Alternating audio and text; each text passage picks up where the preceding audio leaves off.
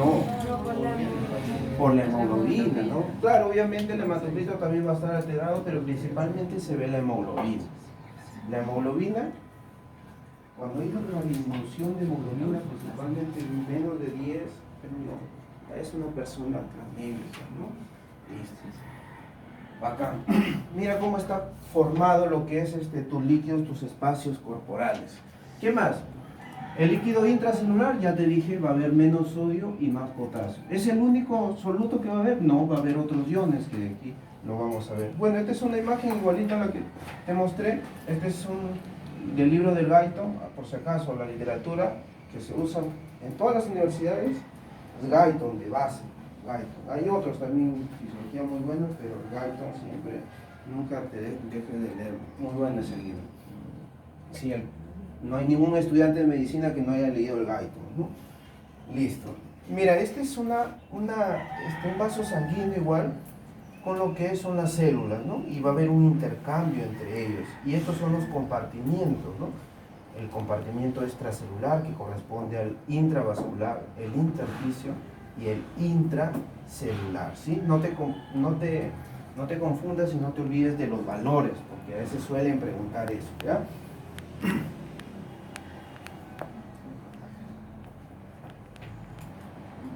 Mira, y esto sí te preguntan a cada rato, es más, hasta los exámenes, en los exámenes de cuando hay de residentados, cuando tú termines, cuando estás en tu sexto año de medicina vas a dar un examen, ya sea para E-Salud o para el MINSA, para que hagas tu internado.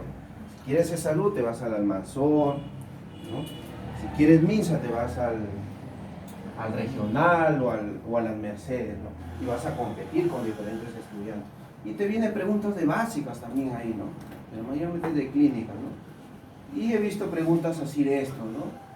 Bien básicas, por ejemplo, ¿cuál es el catión más abundante del extracelular? Sodio. Mira, ¿cuál es el anión más abundante del extracelular? Mira, hay dos, mira. ¿Pero cuál es? El cloro, no te olvides. El intracelular, potasio, ¿sí? Mira, ¿qué más? En el intracelular, acuérdate, mayormente están aniones que son las proteínas, ¿sí? Listo. En el extracelular, el bicarbonato. ¿El bicarbonato para qué sirve? Es un tampón fisiológico. Un sistema bajo, ¿no? Ya. Otra pregunta, me acordé del bicarbonato. El CO2, cuando veamos respiratorio, le voy a explicar que los gases, tanto el oxígeno como el CO2, se van transportando. El oxígeno se transporta por la hemoglobina. El CO2, ¿cómo crees que se transporta? Como bicarbonato y como CO2 también libre. Pregunta de examen, el CO2 en sangre, ¿cómo se transporta mayormente? Como bicarbonato, ¿sí? No te olvides, eso ha venido en pregunta de examen. El CO2 también se transporta libremente, ¿sí? Igual que el oxígeno, se transporta libremente, pero también unido a la hemoglobina, ¿sí? El oxígeno se transporta en mayor cantidad en la hemoglobina, ¿sí? Y el CO2 se transporta en mayor cantidad junto con el bicarbonato. Listo. Muy bien. Allá mira, algo de química. No, es algo sencillo, mire. Toda célula con su metabolismo produce ¿qué? ¿Qué produce su metabolismo de la célula? ¿Qué desecho? CO2. ¿Y la célula tiene agua o no? Sí. CO2 más agua, ¿qué es? ¿Cómo se llama? Ácido carbónico. Este ácido carbónico se desdobla.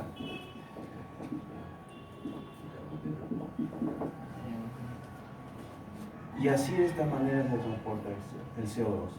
Y el CO2 te dije que era directamente proporcional a las concentraciones de iones de hidrógeno. Ahí está la explicación. A mayor CO2, mayor concentración de iones hidrógeno. ¿Sí? Esa es una explicación de lo que te dije anteriormente.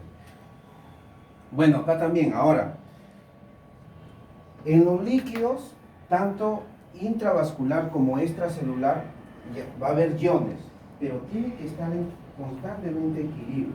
Ese equilibrio se le llama equilibrio de Donald, Gibbs-Donald.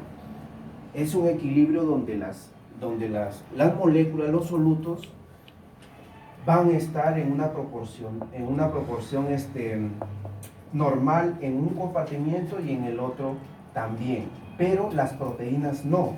Mira, por ejemplo, a ver, el intravascular con el intersticio, ¿a qué compartimiento pertenece? Extracelular. Extracelular. Y este es el intracelular. ¿Sí? Miren. A ver, ¿dónde están? Mira las proteínas. Con respecto a esto. Bien. ¿Por qué crees que se da así? ¿Ah? Esa es fisiología, tener una explicación a eso, ¿no? Miren. Miren, muchachos. Repito. A ver. Acá está el vaso sanguíneo, ¿no? El vaso sanguíneo. Y acá afuera están las células. Ahí están las células, ¿no? Listo. Esto de acá todo es el extracelular y esto es el intra.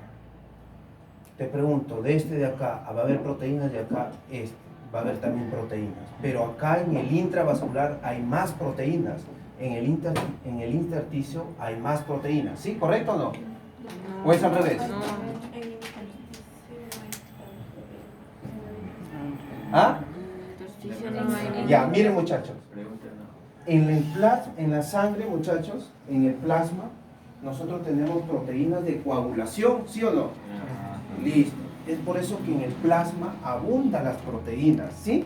Miren, entonces te pregunto, estas proteínas que se encuentran en el plasma, ¿tú crees que fácilmente van a poder pasar acá?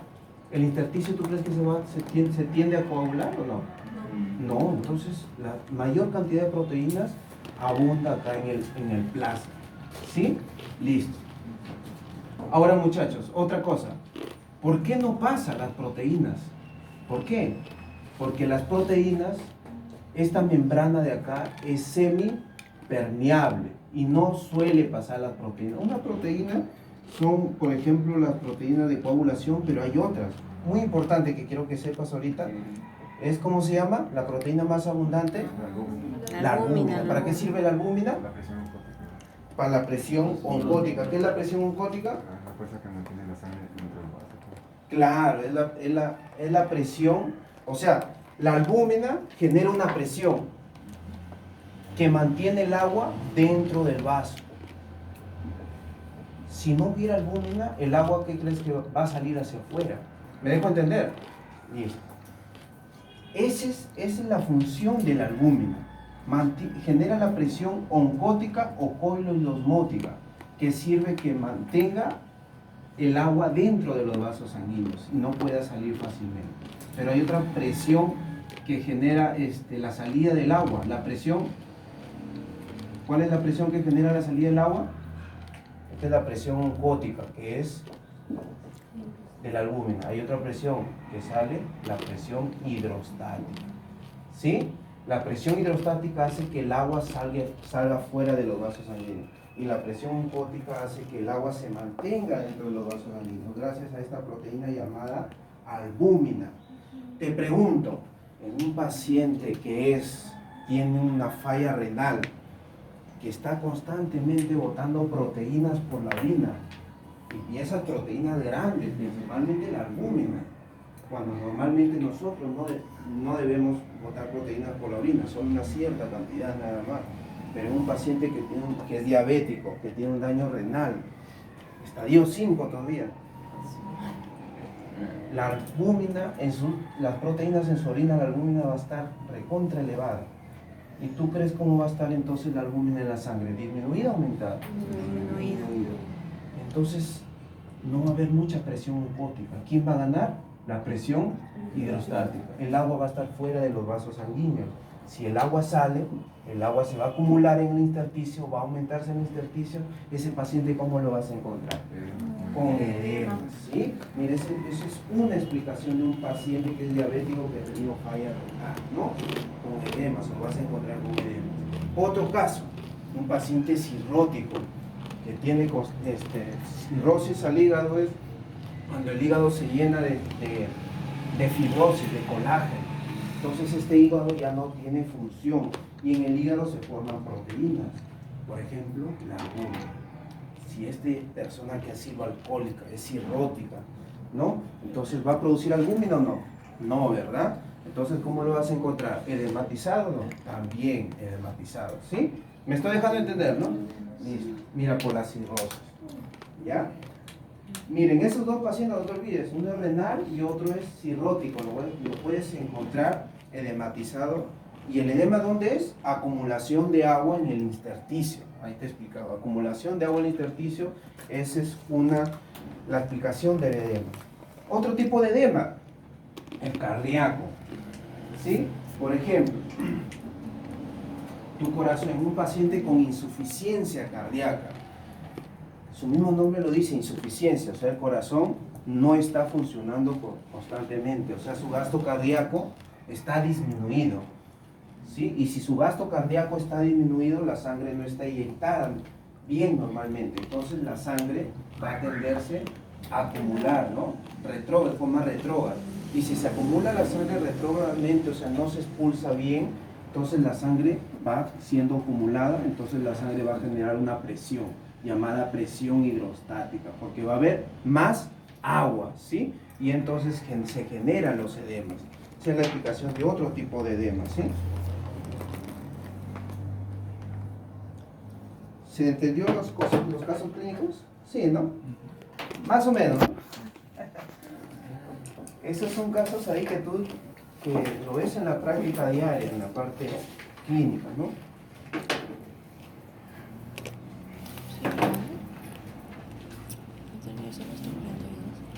Bueno, mira, pasamos a lo que es balance hídrico, muchachos. Mira, el balance hídrico es cuando todo el líquido que tú ingieres, que produces, porque dentro de nuestro organismo producimos líquidos también, líquido salival, líquido del jugo gástrico, el jugo pancreático, ¿no?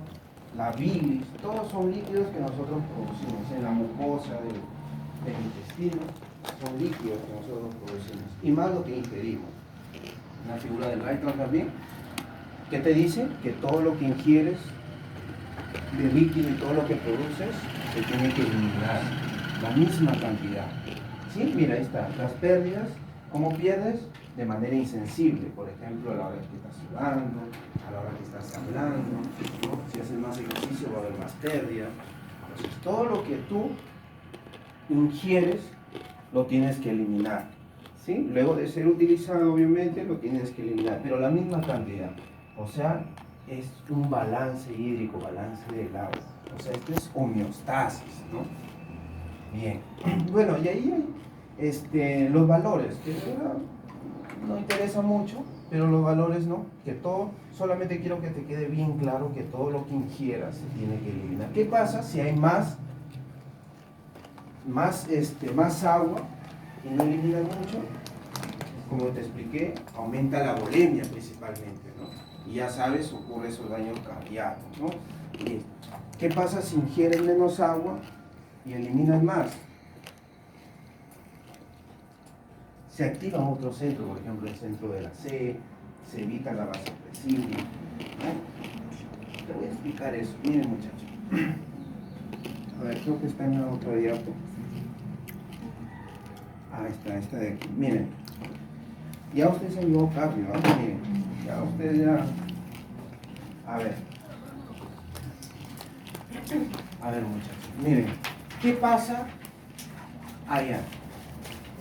Si tú tomas alcohol, ya, supongamos eso. Tienes alcohol, ¿no? O sea, no alcohol puro, ¿no? Con cerveza tiene líquido, agua, ¿no? ¿Ya qué pasa? Mira. ¿Qué hace? ¿Aumenta la volemia o no aumenta la volemia? ¿Ah? Sí, Sí, aumenta la volemia,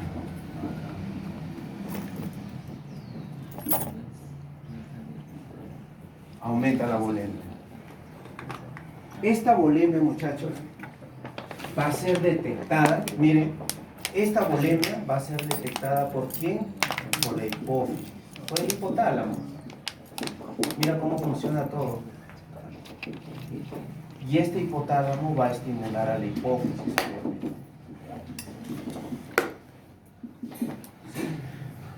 Hasta ahí, que te quede claro eso. Pero nosotros tenemos nuestra nefrona, ¿no?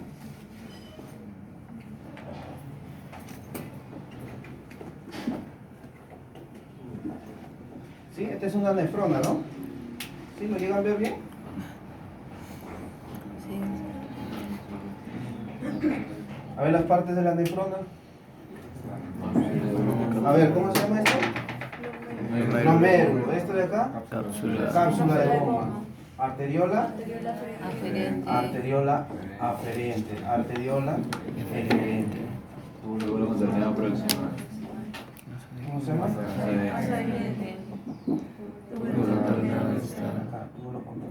¿Y este? Colector. Esto lo van a ver bien en las siguientes clases, ¿ya? Pero mira, hay una hormona llamada vasopresina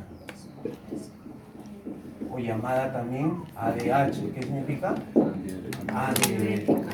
Los dos, es lo mismo. ¿Dónde actúa? Acá, a nivel del túbulo colector. ¿Cómo actúa esta vasopresina? Mira, esto quiero que tengas claro.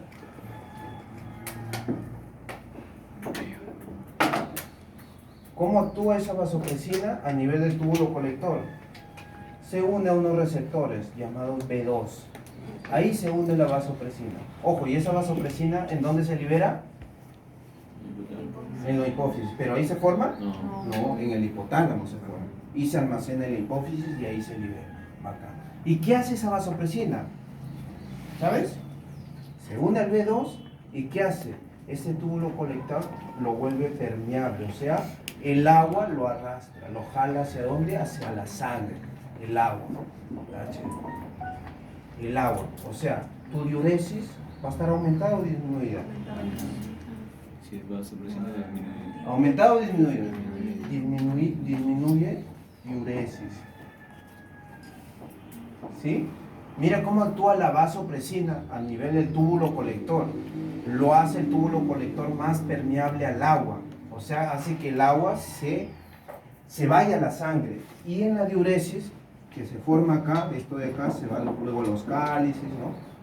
Hasta los uréteres y todo eso. La diuresis va a estar disminuida. ¿Por qué? Por la vasopresina. ¿Qué pasa si no hay vasopresina? Tu diuresis va a estar aumentada, ¿no? ¿Y qué hace el alcohol? El alcohol principalmente inhibe todo esto. Esta es la ADH.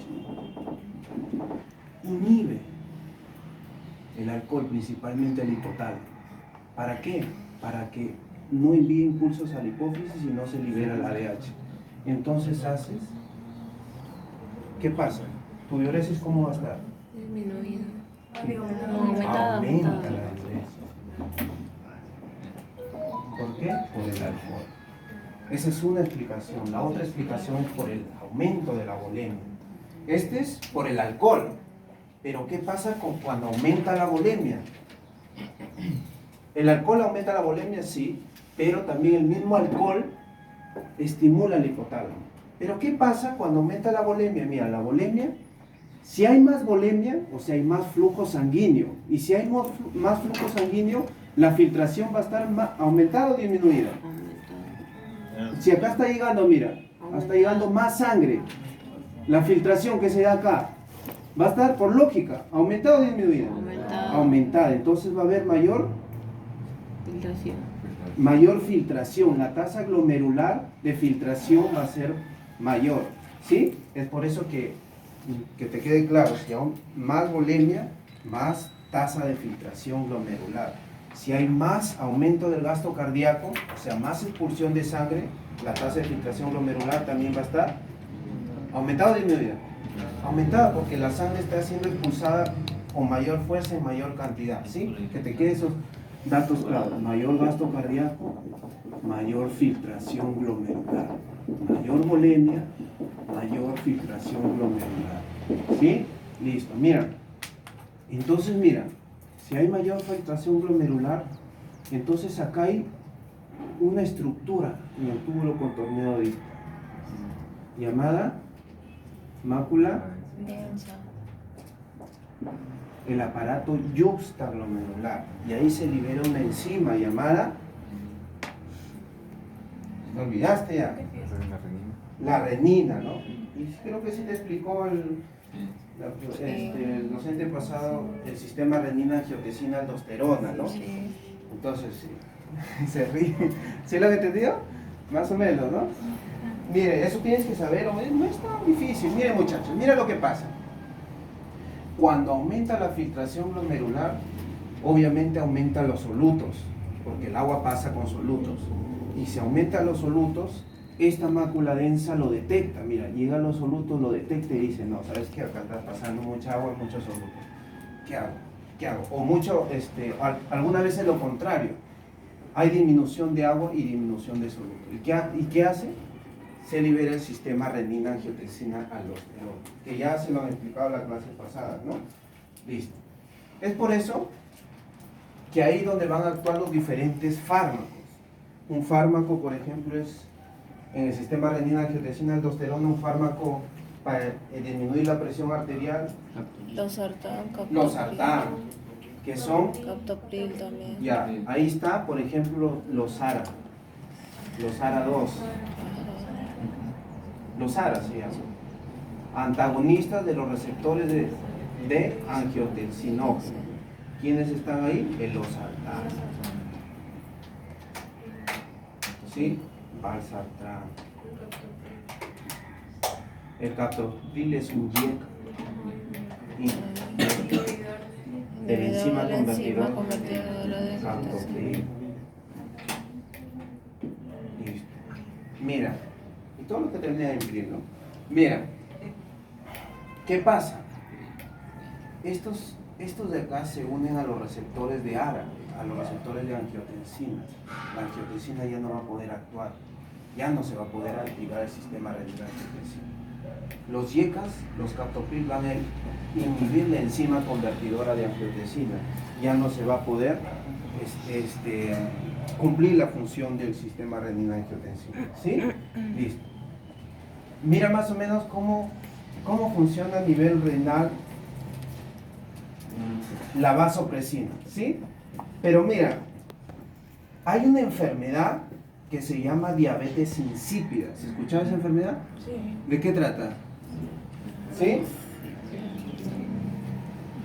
Mira, falta de ADH, ¿no?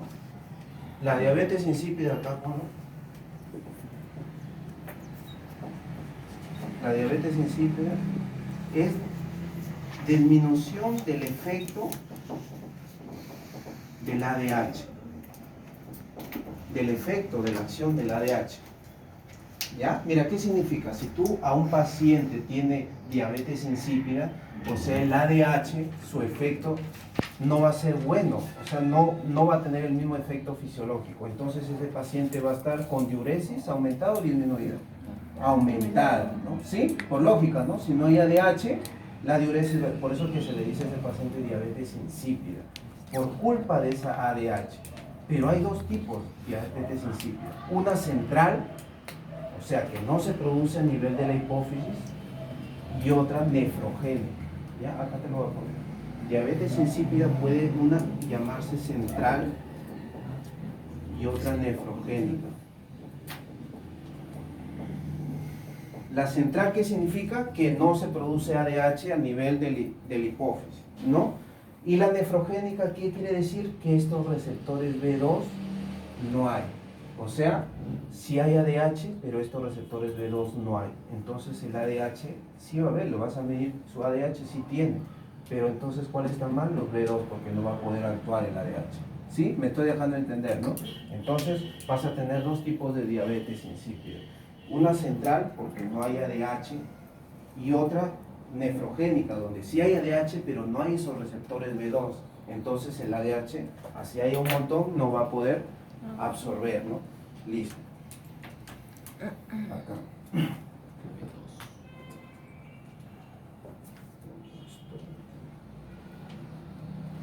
Mira. Esto de acá es cómo regula el cuerpo lo que es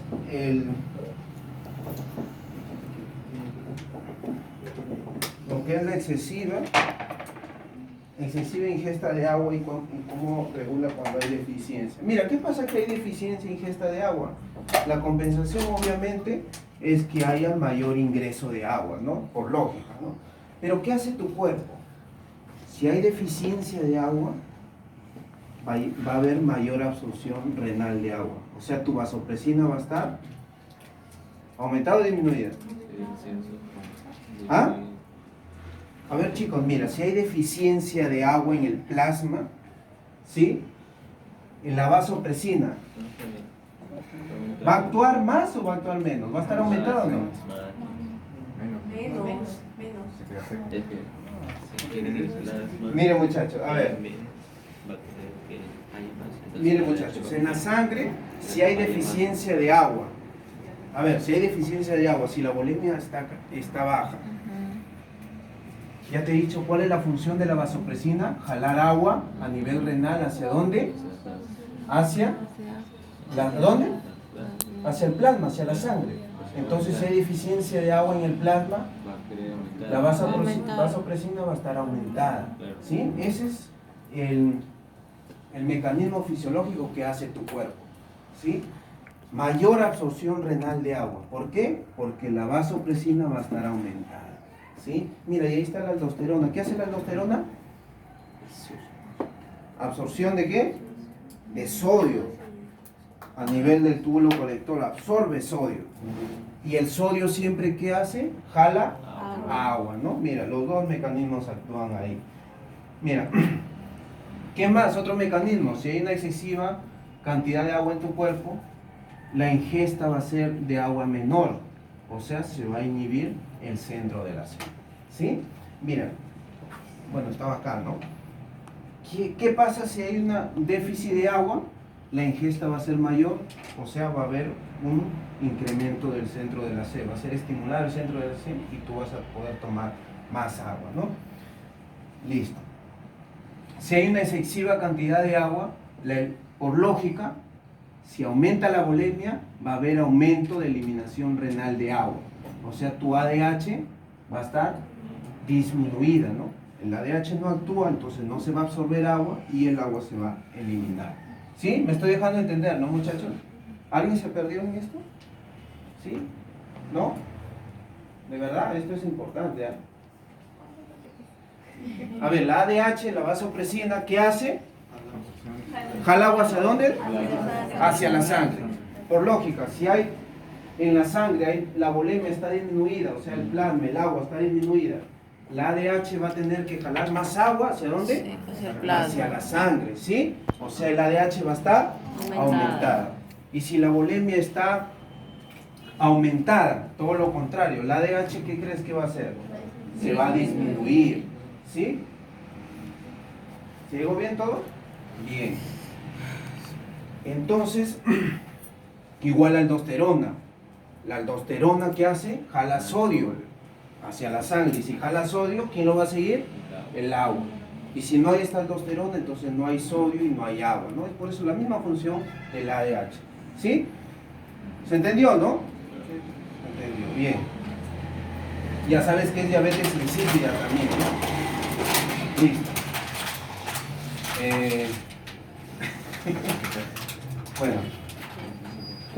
Sigamos.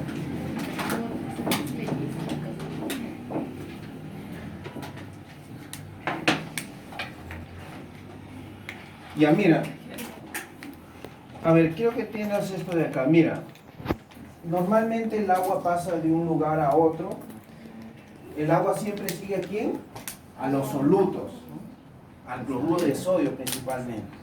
Y ese paso de agua de un compartimiento a otro compartimiento se llama ósmosis. ¿Sí, muchachos? Mira, acá está, ve. Esta es una membrana semipermeable y estos son los solutos. ¿Dónde hay más solutos? Acá, obviamente, que acá.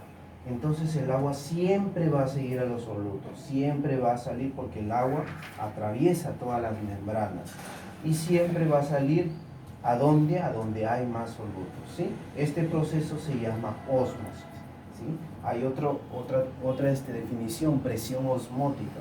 La presión osmótica es la presión que detiene la ósmosis, ¿sí? ¿Y quién lo da la presión osmótica?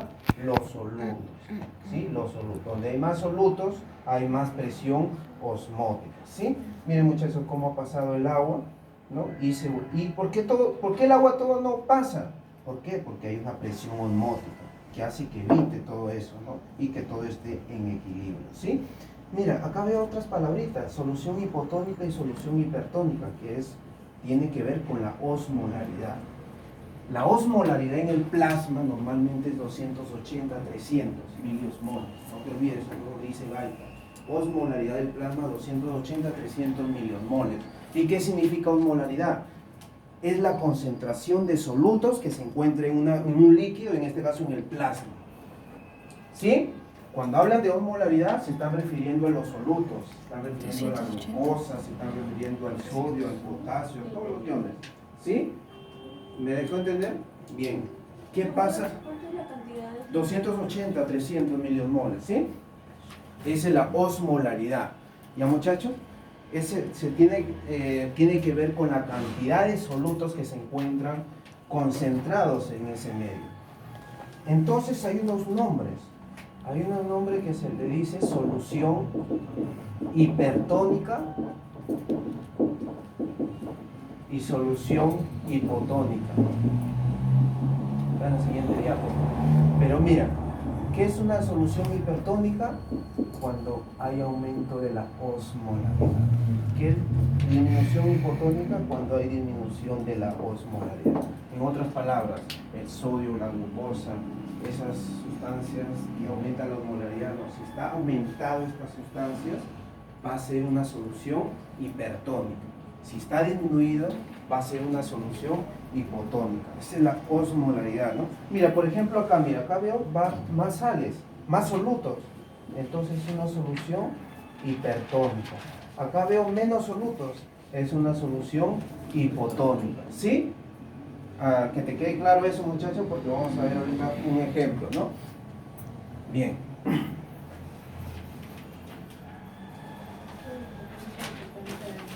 Ya, mira, ¿qué pasa?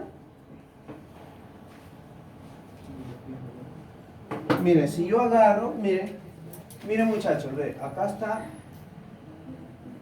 un recipiente, ¿no? Y en ese recipiente vemos que tiene una solución hipertónica, o sea, quiere decir mayor concentración de solutos, ¿sí? De lo normal con respecto al plasma. ¿Y qué pasa si meto yo una célula de tu cuerpo? Profe, ¿la célula dentro tiene sustancias también osmolares? Sí, también acá hay sodio.